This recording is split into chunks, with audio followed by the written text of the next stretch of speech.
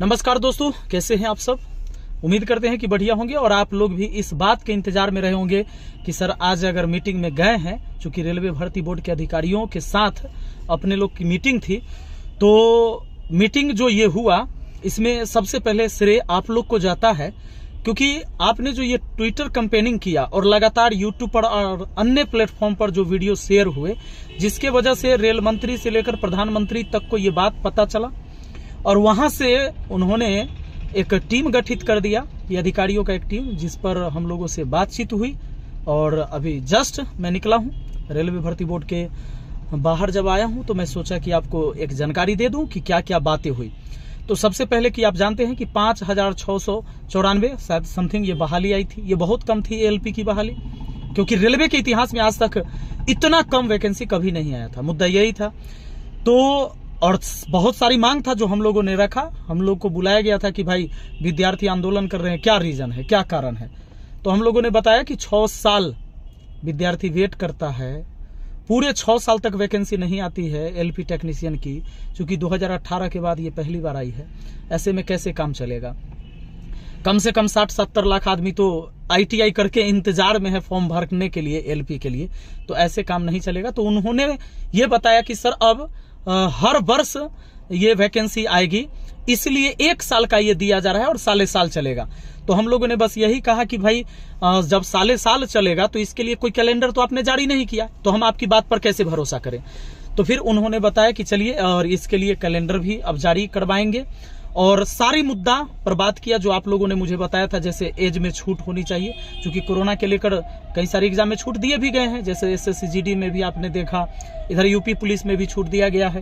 तो रेलवे में भी छूट मिलना ही चाहिए, क्योंकि बहुत सारे बच्चे उससे तो प्रभावित हुए ही थे जो फॉर्म भर सकते थे, और एज में छूट नहीं मिलेगा और 6 साल बाद वैकेंसी आती है, तो उन बच्चों का क्या होगा जो पिछले साल जिनका एज निकल गया। क्योंकि पिछले साल अगर बहाली आई हुई होती, 2 साल पहले बहाली आई होती, तो वो बच्चे आ जाते, इस बहाली में शामिल हो जाते। तो इस पर भी बात हुई। सबसे बड़ी बात कि सीट बढ़ाने का लेकर बात हुई कि भाई एलपी का सीट इतना कम नहीं रहना चाहिए।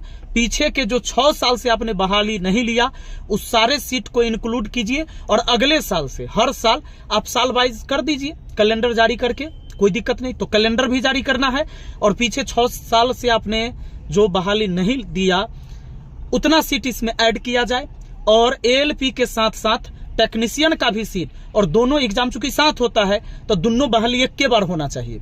तो हम लोग का ये प्रस्ताव रहा। उसके बाद ग्रुप डी के लिए भी बताया जाए, तो मोटा मोटी ग्रुप डी के लिए भी बताया गया कि ये आने वाले फरवरी तक, समझ लीजिए ना, फरवरी में उसके लिए भी फिर से एक नोटिफिकेशन आएगा। और अब पूरा जेई के लिए भी, और पूरा ये अनुमान आप कर लीजिए कि 26 जनवरी से पहले या 26 जनवरी तक आपको विभाग के तरफ से, रेलवे भर्ती बोर्ड की तरफ से दूसरा नोटिफिकेशन आएगा ही, और सीट की संख्या भी बढ़ेगी, एलपी टेक्नीशियन की भी साथ में होगी। अब देखिए, इसको हम 100% तो नहीं कह सकते। 100% इसलिए नहीं कह सकते कि जब तक रेल मंत्री का बयान नहीं आता है, ऑफिशियली कुछ चीजें नहीं आ जाती हैं, तब तक 100% कहना गलत बात है। पर जो हम लोगों की मीटिंग हुई और इसी बात के साथ खत्म हुई, क्योंकि हम लोगों ने सारी स्थिति बताया कि विद्यार्थी कितने परेशान हैं। 6 साल से लगातार बच्चे मेहनत कर रहे हैं, एक छोटे से कमरा को लेकर जिसका 3-3 हजार किराया देते हैं रह के, और तब तैयारी करते हैं रात दिन एक करके। तो वो सारी चीजों पर चर्चा हुआ और पूरा अनुमान है। आप लोग इस बात को मानिए और थोड़ा सा ध्यान में रखना है इस बात को कि ट्विटर कैंपेनिंग लगातार हम लोग जारी भी रखेंगे, उसमें कोई कमी नहीं करना है, इस मुद्दा को ठंडा भी नहीं होने देना है, और बहाली बढ़ के आएगी, ये मेरा पूरा अनुमान है बात करने से। और ये संतोषजनक कुछ आश्वासन मिला, इसी के आधार पर मैं आपको बता रहा हूं। और एक बात और ध्यान रखना है कि कल 22 तारीख को प्रभु श्री राम के प्राण प्रतिष्ठा है। तो चलिए प्रभु श्री राम को प्रार्थना करते हैं, हाथ जोड़ते हैं कि भाई सब लोग को मति गति सही दे, कि सबके लिए सोचे। और राम राज्य स्थापित होने का यही मतलब होता है कि सबको लेकर चले, और सरकार को इस बात पर ध्यान देने की जरूरत है।